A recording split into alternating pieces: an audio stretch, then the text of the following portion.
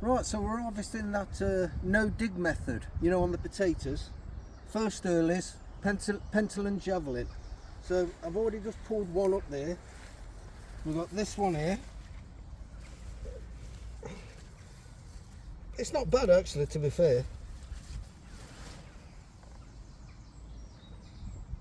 And at least we're not messing about digging about.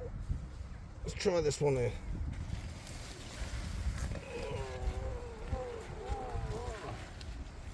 Yeah, they're a nice little size, aren't they? There you go. I think I'll be trying that method again. It's a lot easier than, you know, just pull them out of the ground instead of trying to dig them out of the ground. Oh, yeah, they're still in there. Oh, that's a seed. But there you go. The no dig method. I think we'll be doing that again. Cheers.